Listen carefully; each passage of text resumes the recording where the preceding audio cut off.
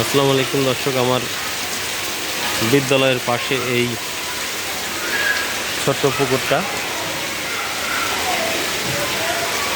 এরকম বর্ষার সময় পানিতে ফুলে ফেপে ওঠে। আর এখন বৃষ্টি হচ্ছে, ঝুম বৃষ্টি নামছে। আর তার পাশে, পুকুরের পাশে বিভিন্ন গাছগাছালি আছে। এই আমাদের স্কুল ভেসা হচ্ছে এই অর্জুন গাছটা, তারপরে যে কলা গাছ, আর ওই ছোট্ট পথটা দিয়ে মানুষজন যাওয়া আসা করে।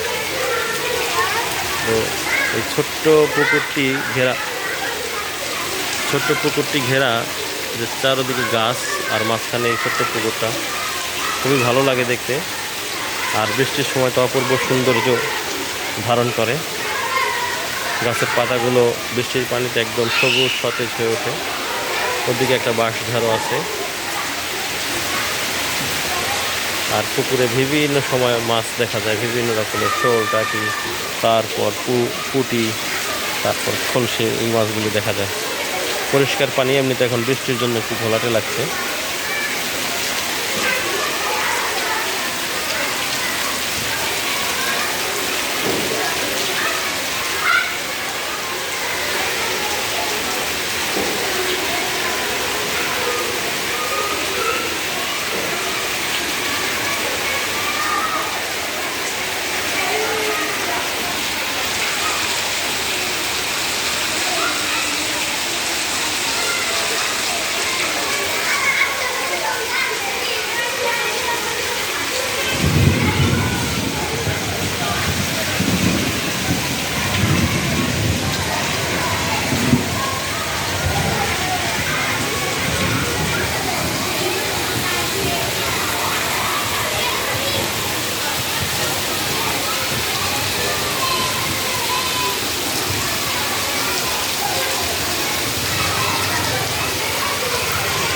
ধন্যবাদ এই ছোট ভিডিওটি দেখার জন্য।